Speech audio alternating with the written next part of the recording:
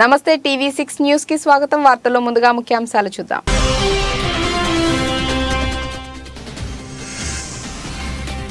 అధ్యక్ష రేసులో Republican party అభ్యర్థిగా తొలి విజయాన్ని అందుకున్న డొనాల్డ్ ట్రంప్। తీవ్ర స్థాయిలో మంచు కురుస్తున్నప్పటికీ ఎన్నికల్లో భారీ స్థాయిలో పాల్గొన్న ప్రజలు।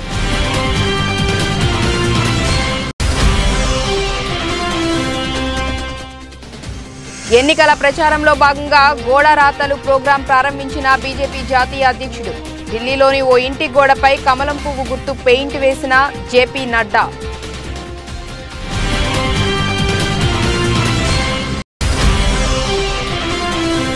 పెట్టుబడులే లక్ష్యంగా కొనసాగుతున్న సీఎం రేవంత్ రెడ్డి దావోస్ పర్యటన। World Economic Forum President Brende Borge, Ethiopia ఉప ప్రధాని మేకోనెన్తో రేవంత్ భేటీ।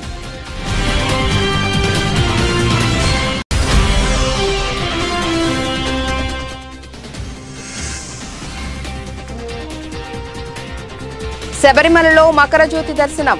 పొన్నాం బలమేడు కొండపై 3 సార్లు కనిపించిన జ్యోతి।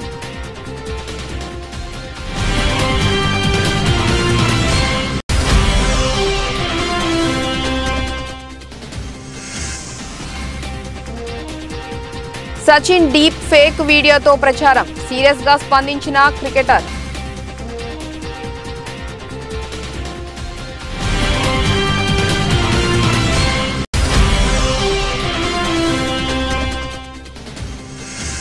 మంగళవారం నష్టాలతో ప్రారంభమైన దేశీయ స్టాక్ మార్కెట్ సూచీలు 28 పాయింట్లు తగ్గి 22,068 దగ్గర కొనసాగుతున్న నిఫ్టీ।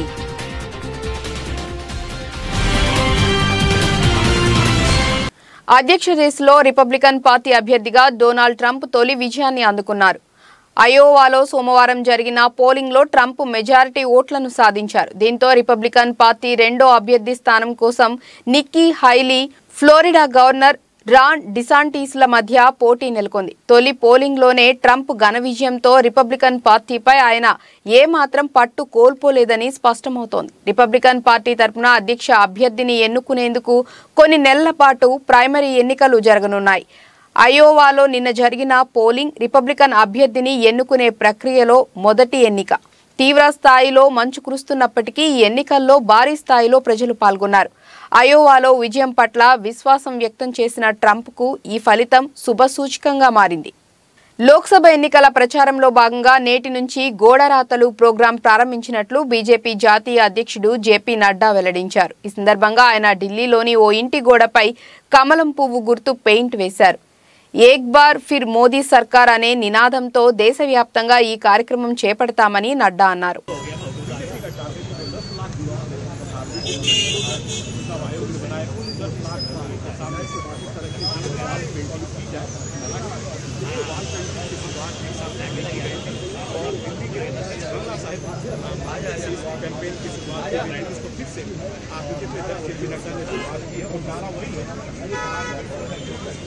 मोदी सरकार 400 सीटें प्राप्त करने का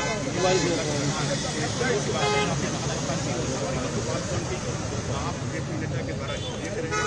ये वाल पेंटिंग पुरानी शैली रही है कैंपेन करने की। कैंपेन तब होता था जब भी हुआ करता जब पोलिंग एजेंट्स नहीं हुआ करते थे और इस तरीके से सरकार दीवारों की करके किया करते थे। लिहाजा इस कैंपेन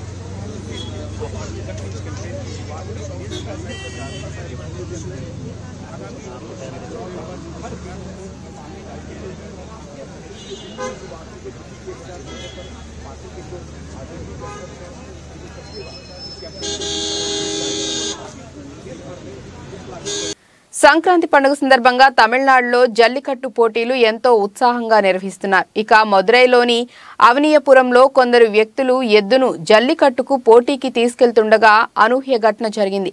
యజమాని ఆ ఎద్దు తోకను కొరికాడు। దీంతో ఆ ఎద్దు తన యజమానిని వెనక కాళ్లతో తన్నింది। ఈ ఘటనలో ఆ వ్యక్తి గాయపడ్డాడు। దీనికి సంబంధించిన వీడియో సోషల్ మీడియాలో వైరల్ అవుతోంది।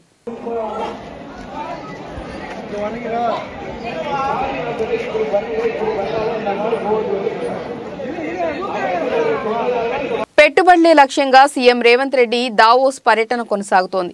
World Economic Forum President Brende Borge, Ethiopia ఉప ప్రధాని మెకోనెన్తో పాటు పలువురు పారిశ్రామికవేత్తలతో రేవంత్ భేటీ అయ్యారు. విద్యార్థులకు నైపుణ్యాలు పెంచడం, ఉద్యోగ ఉపాధి అవకాశాలు మెరుగుపరచడంపై వారితో చర్చించారు. అటు ఆరోగ్య రంగంలో ఆర్టిఫిషియల్ ఇంటెలిజెన్స్ అనే అంశంపై రేపు జరిగే చర్చలో రేవంత్ ప్రసంగించనున్నారు.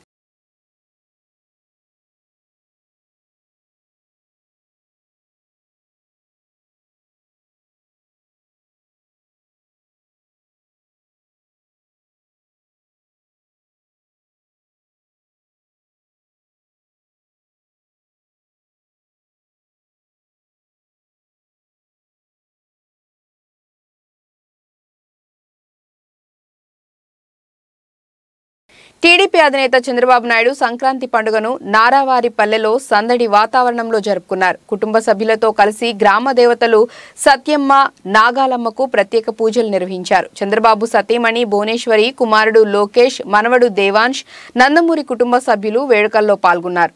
పూజల అనంతరం తల్లిదండ్రుల సమాధులకు చంద్రబాబు నివాళులర్పించి వస్త్ర తర్పణం చేశారు.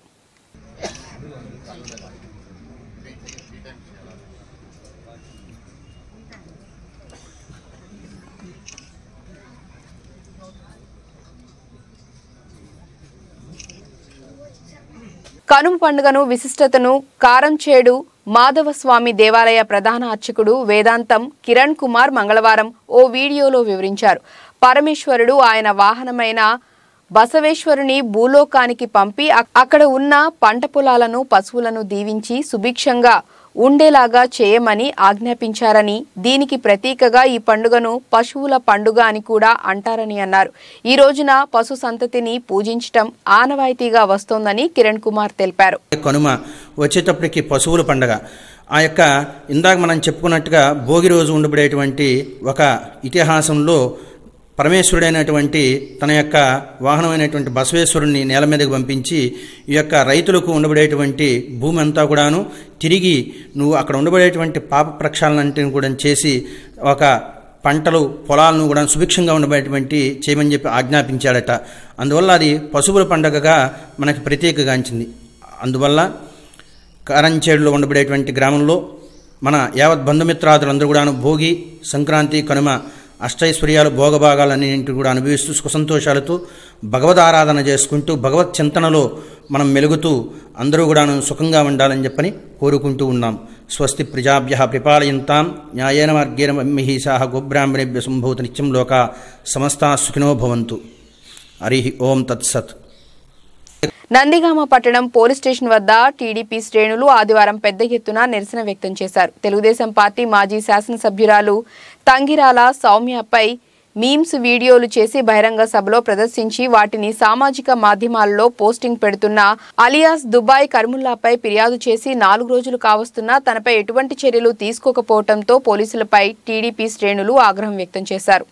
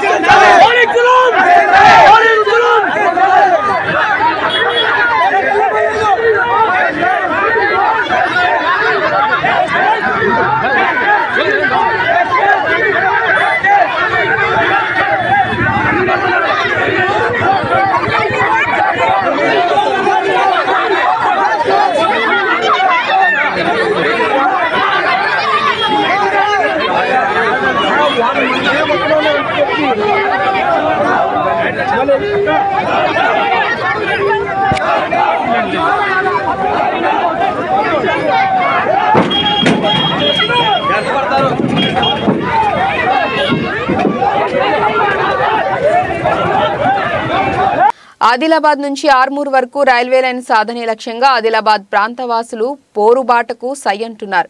ఇందుకోసం ఇటీవలే ప్రత్యేకంగా రైల్వే లైన్ సాధన కమిటీ ఏర్పాటు కాగా మంగళవారం ఉదయం 11:30 పట్టణంలోని అమరవీరుల స్తూపం వద్ద రీలే దీక్ష చేపట్టారు. ఈ సందర్భంగా రైల్వే లైన్ సాధన కమిటీ చైర్మన్ కాసవేణి నారాయణ మాట్లాడారు.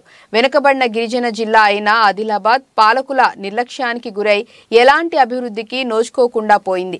ఈ జిల్లా ఆర్థికంగా విద్య, వైద్య, ఉపాధి, ఉద్యోగం సాధించాలంటే రైల్వే రవాణా సౌకర్యం చాలా అవసరం. జిల్లా ప్రజల మనుగడ దీంతో ముడిపడి ఉంది. ప్రతి బడ్జెట్లో ఏదో ఒక పేచీ పెట్టి ప్రభుత్వాలు నెట్టుకొస్తున్నాయి. అవసరం లేని రైల్వే లైన్లు ఇస్తున్న ప్రభుత్వాలు దశాబ్దాలుగా డిమాండ్ చేస్తున్న ఆదిలాబాద్ ఆర్మూర్ లైన్ త్వరితగతిన నిర్మించాలని డిమాండ్ చేశారు. రైల్వే లైన్ సాధించే వరకు దీక్షలు కొనసాగిస్తామని, అవసరం అనుకుంటే ఢిల్లీలో జంతర్ మంతర్ వద్ద నిరాహార దీక్ష చేపడతామని తెలిపారు.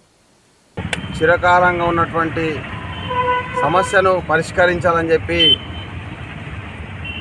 రిలే హంగర్ స్ట్రైక్ ఆదిలాబాద్ పట్టణ ప్రజలే దీన్ని పూనుకోవడం జరిగింది. ముఖ్యంగా 5,700 కోట్ల రూపాయలు ప్రపోజల్స్ పెట్టి ఒక సర్వే నిర్వహించి పటాన్చెరు, సంగారెడ్డి, బోధను, బాన్సువాడ, ఈ నిజామాబాద్, ఆర్మూర్ కలుపుతూ ఈ ప్యాకేజీలో ఉన్నది.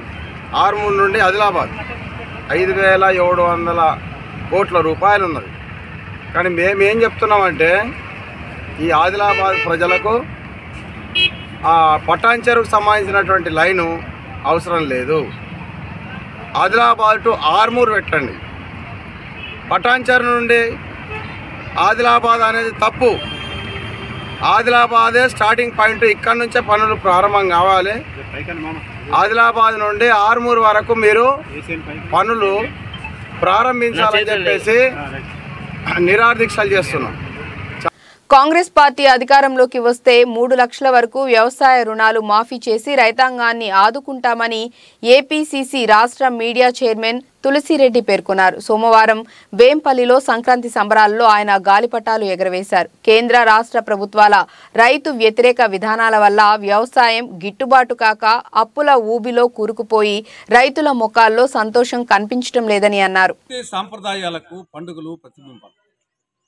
ఆకాశ వీధిలో తారలెన్ని ఉన్నా అందాల జాబిల్లి అతను ఒక్కడే, ఏడాదిలోన ఎన్ని ఋతువులున్ననో వేడుక చేసే వసంతం ఒక్కటే అన్నట్లు మనకు అనేక పండుగలు ఉన్నప్పటికీ మకర సంక్రాంతి పండుగకు ఒక ప్రత్యేకత ఉంది. ఇది పెద్దల పండుగ, ఇది పల్లెల పండుగ, ఇది రైతుల పండుగ, ఇది అల్లుళ్ళ పండుగ. పశుపక్షాదులు, జంతుజాలాదులు మానవ పరివారంలో ఒక భాగము అని తెలిపే పండుగ. ప్రకృతికి మనిషికి మధ్య ఉన్న అనుబంధాన్ని వ్యక్తీకరించే పండుగ ఇది. గొబ్బెమ్మలు, ముగ్గులు, కోడిపందాలు, గాలిపటాలు, గంగిరెద్దులు, హరిదాసులు, బుడబుక్కల వాళ్ళు, జంగం దేవర్లు, ఇవన్నీ మకర సంక్రాంతికి ఉన్నటువంటి ప్రత్యేకత. మకర సంక్రాంతి రోజు నుండి ఉత్తరాయణ పుణ్యకాలం ప్రారంభమవుతుంది. ప్రాచీన కాలంలో భగీరథుడు మకర సంక్రాంతి రోజున ఆకాశగంగను దివి నుండి భూమికి తీసుకొచ్చాడని పురాణాలు చెబుతున్నాయి. భోగి పండుగ నాడు శ్రీ మహావిష్ణువు గోదాదేవిని పరిణయమాటాడని పురాణాలు చెప్తున్నాయి. ఉత్తరాయణ పుణ్యకాలంలో కురువృత్తుడు భీష్మాచార్యుడు స్వచ్ఛంద మరణం పొందాడని పంచవేదమైన మహాత్మ చెప్తా ఉంది. ఈ విధంగా మకర సంక్రాంతికి ఈ యొక్క భారతీయ సమాజ సమానికి సంస్కృతికి అంత అవినాభావ సంబంధం. ప్రత్యేకించి ఇది రైతుల పండుగ. కానీ దురదృష్టవశాత్తు రాష్ట్ర ప్రభుత్వాలు అవుతున్న రైతు వ్యతిరేక విధానాల వల్ల ఈనాడు రైతులలో సంతోషం లేదు. వ్యవసాయం గిట్టుకాక రైతుల అప్పుల ఊరుకుపోతున్నారు, ఆత్మహత్యలు చేసుకుంటున్నారు. ఈ మకర సంక్రాంతి రోజు నుంచైనా రైతుల విధానాలు వచ్చి రైతుకాల్లో సంతోషం వచ్చే కేంద్ర ప్రభుత్వాల సూచన.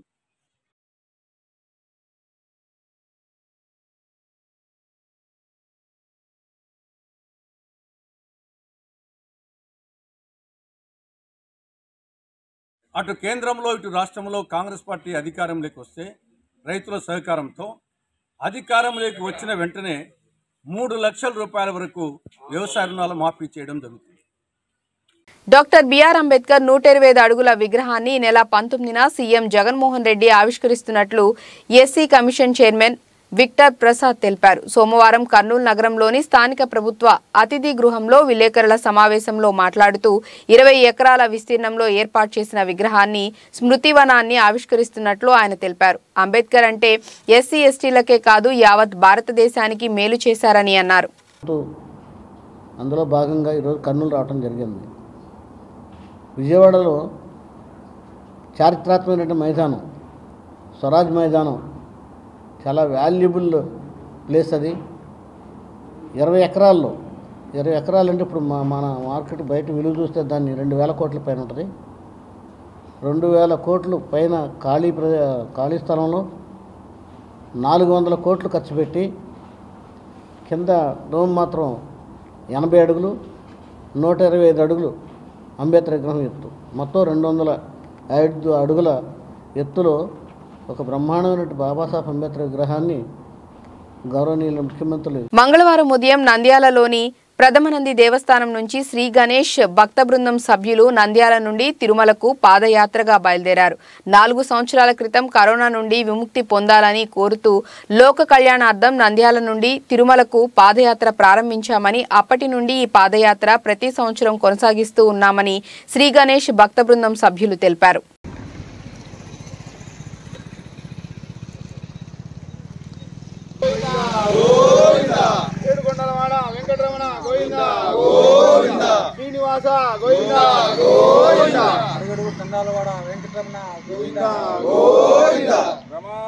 నమో వెంకటేశాయ నమః. ఈ 4వసారి పాదయాత్ర గణేష్ భక్తబృందం ద్వారా 4వసారి మేము బయలుదేరుతున్నాము. మొట్టమొదటగా ప్రథమనంది దేవస్థానం నుంచి స్వామిని ప్రథమ గణాలు ఆయన పూజింపబడినాయి కాబట్టి ఆయన ద్వారా మనం దర్శనం చేసుకుని తిరుమల కొండ వరకు ఈ పాదయాత్రను కొనసాగిస్తాము. ఈసారి 4వసారి పాదయాత్ర మా కుటుంబాలందరూ కూడా స్వామివారిని వేడుకున్నారు. ఏమనయ్యా అంటే ఈ ప్రతి సంవత్సరం కూడా మేము బయలుదేరుతూ ఉన్నాము కాబట్టి అందరూ కూడా దినదిన అభివృద్ధిగా యోగభోగాలు అనుభవిస్తున్నారు. ఇది గమనించిన అందరూ బయలుదేరాలనే సంకల్పంతో మేము కూడా బయలుదేరుతూ ఉన్నాము. ఓం నమో వెంకటేశాయ. గత 4 సంవత్సరాల కిందట ప్రపంచాన్ని వణికించినటువంటి కరోనా సమయంలో కొంతమంది మా బంధువులైతేనేమి మా మిత్రులైతేనేమి కరోనా బారిన పడి చాలా ఇబ్బంది పడి వాళ్ళు స్వర్గస్థులు రావడం జరిగింది. వాళ్ళ కుటుంబ సభ్యులైతేనేమి మన మిత్రుల సంబంధించి ఆయురారోగ్యాలు బాగుండాలని ఆ భగవంతుని ప్రార్థించడము, ప్రవీణ్ స్వామి ఆధ్వర్యంలో హోమాలు నిర్వహించడము, లోక కళ్యాణార్థం ఏదైనా చేస్తే బాగుంటుందనే సంకల్పంతో మిత్రులందరం కలిసి మాకు ఆ భగవంతుడు అవకాశం ఉన్నంత వరకు పాదయాత్ర చేయదలిచి వరుసగా ఇది 4వసారి పాదయాత్ర చేస్తున్నాము. 20 సంవత్సరంలో కరోనా వచ్చి ప్రపంచమంతా ఇబ్బంది పడుతున్న సమయంలో కరోనా నివారణ కోసం ఆ రోజు పాదయాత్ర మొదలుపెట్టాం. అట్లే 2వ సంవత్సరం కూడా కరోనా రాకుండా ప్రజలు సుఖ సంతోషాలతో ఉండాలని చెప్పేసి మరి 2వసారి కూడా కరోనా కోసం పెట్టాం. 3వసారి గోమాతను ఉద్దేశించి మరి ఆ రోజు పాదయాత్ర చేయడం జరిగింది. ఇప్పుడు 4వసారి అయోధ్యలో జరిగేటువంటి రామమందిర నిర్మాణం ఎటువంటి ఆటంకాలు జరగకుండా మరి భారతదేశంలో కాదు ప్రపంచంలో ఉన్నటువంటి హిందువులందరూ కూడా ఆ రోజు రాముని యొక్క దర్శనం కోసం వెళ్లి సుఖ సంతోషాలతో తిరిగి రావాలని చెప్పి కోరుకుంటూ పీవీటీజీ గిరిజనుల అభివృద్ధి కొరకు కేంద్ర ప్రభుత్వం ప్రధానమంత్రి జన్మన్ కార్యక్రమం చేపడుతుందని, ఈ కార్యక్రమం ద్వారా పీవీటీజీలు సుస్థిర అభివృద్ధి సాధిస్తారని కేంద్ర న్యాయశాఖ మంత్రి అర్జున్ రామ్ మేఘవాల్ అన్నారు. పీవీటీజీ గిరిజనులతో ప్రధానమంత్రి వీడియో కాన్ఫరెన్స్ ద్వారా సంభాషించే కార్యక్రమంలో భాగంగా సీతంపేట ఐటీడీఏలో ఏర్పాటు చేసిన పీఎం జన్మన్ కార్యక్రమాన్ని కేంద్ర మంత్రి ముఖ్య అతిథిగా హాజరయ్యారు. ఈ సందర్భంగా మంత్రి మాట్లాడుతూ పీఎం జన్మన్ కార్యక్రమం ద్వారా పీవీటీజీ గిరిజనులకు ప్రతి లబ్ధిదారునికి పక్కా ఇల్లు, గ్రామానికి త్రాగునీరు, రోడ్లు, విద్యుత్, ఉపాధి, పోషణ, అంగన్వాడీ భవనాలు వంటివి కేంద్ర ప్రభుత్వం మంజూరు చేస్తుందని అన్నారు. అదేవిధంగా ఆయుష్మాన్ భారత్ కార్డుల ద్వారా ఉచిత వైద్య సదుపాయం కల్పిస్తున్నట్లు తెలిపారు. ఈ సదుపాయాలను పీవీటీజీ గిరిజనులందరూ సద్వినియోగం చేసుకోవాలని అన్నారు.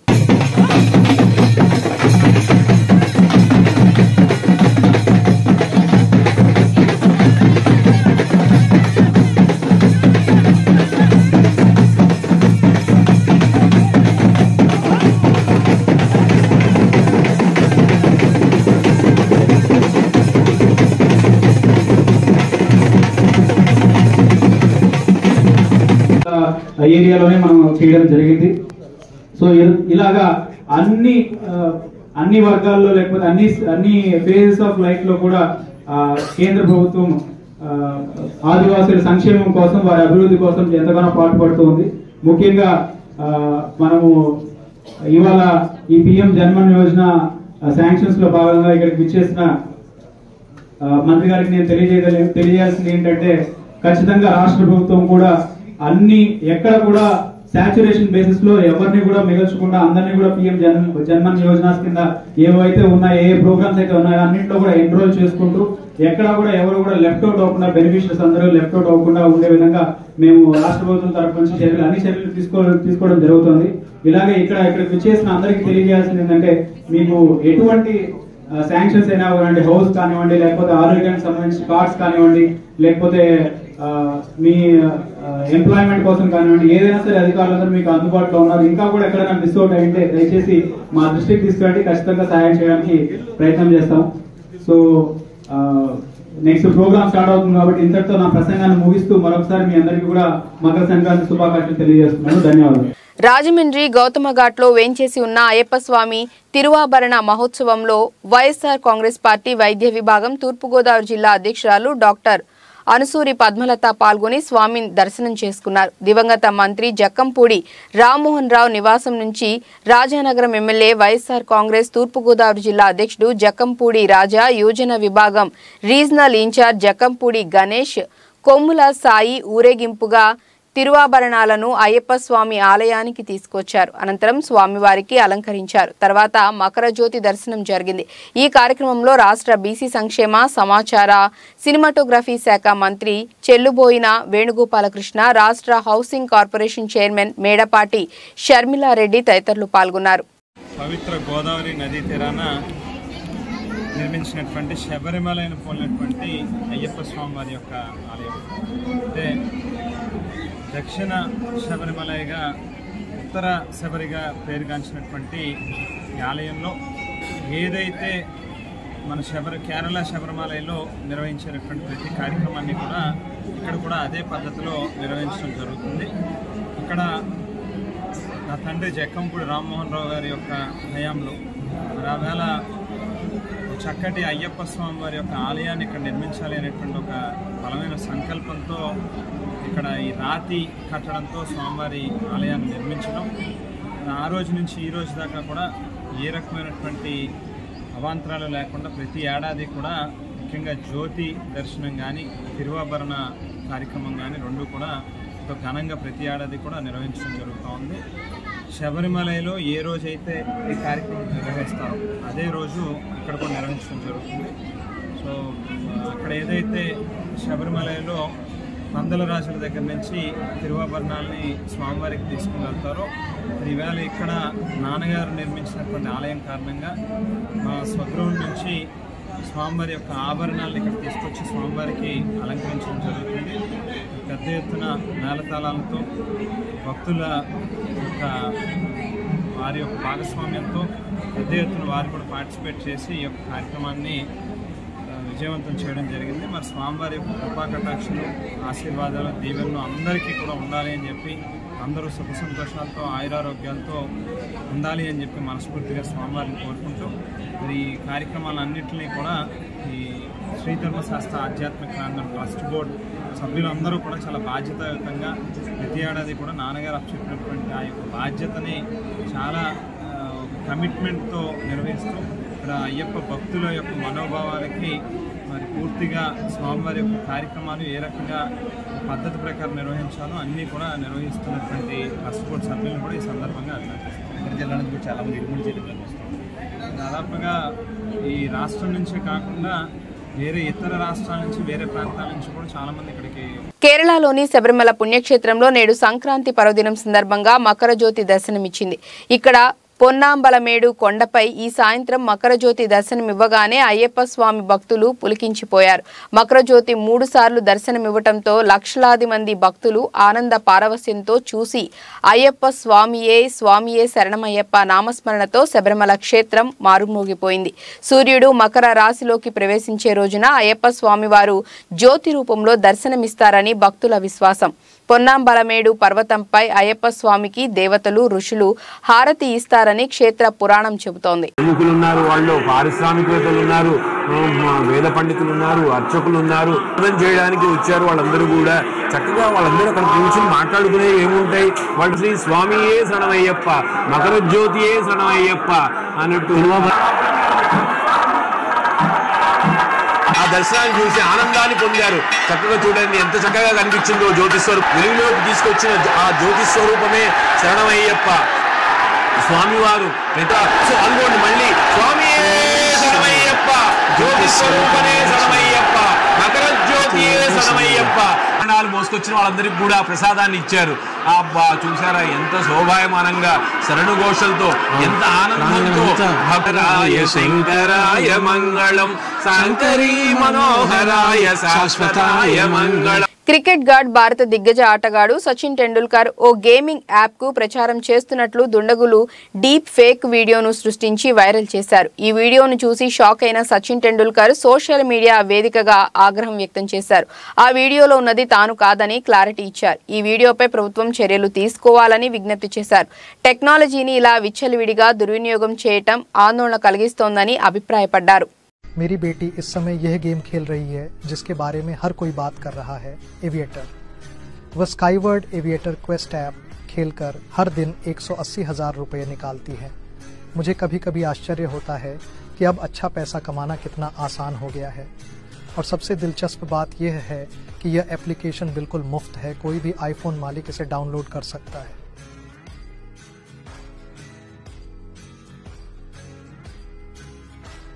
దేశీయ స్టాక్ మార్కెట్ సూచీలు మంగళవారం నష్టాలతో ప్రారంభమయ్యాయి. ఈ రోజు ఉదయం 9:27 సమయంలో సెన్సెక్స్ 84 పాయింట్లు నష్టపోయి 73,243 వద్ద ట్రేడ్ అవుతోంది.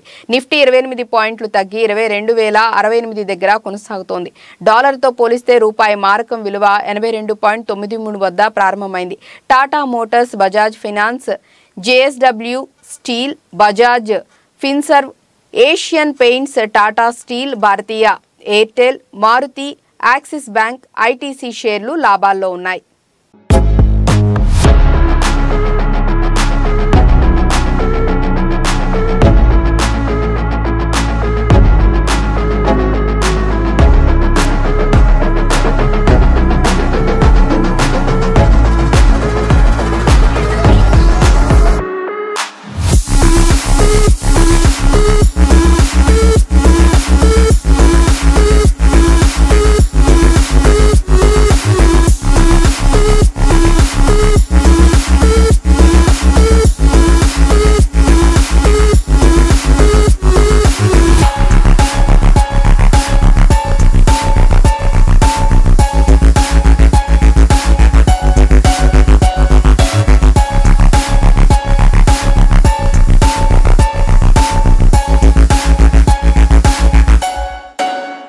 వార్తలు ముగించే ముందు ముఖ్యాంశాలు మరోసారి.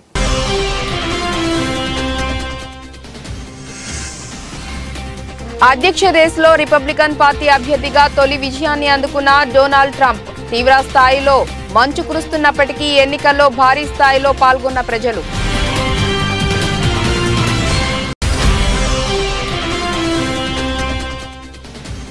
ఎన్నికల ప్రచారంలో భాగంగా గోడ రాతలు ప్రోగ్రాం ప్రారంభించిన బీజేపీ జాతీయ అధ్యక్షుడు. ఢిల్లీలోని ఓ ఇంటి గోడపై కమలం పువ్వు గుర్తు పెయింట్ వేసిన జేపీ నడ్డా.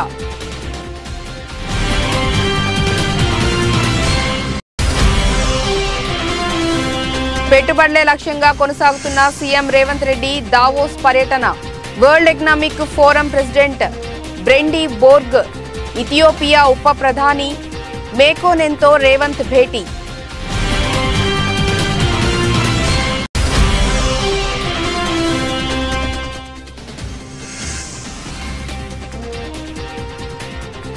శబరిమలలో మకర జ్యోతి దర్శనం.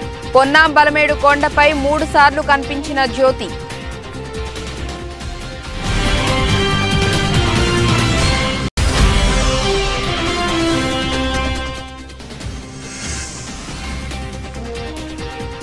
సచిన్ డీప్ ఫేక్ వీడియోతో ప్రచారం. సీరియస్ గా స్పందించిన క్రికెటర్.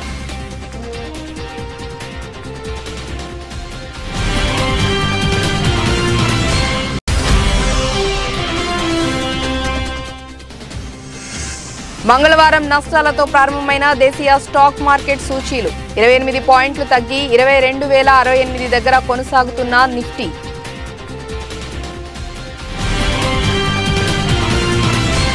ఇక ఇప్పటి వరకున్న అప్డేట్స్. నమస్కారం.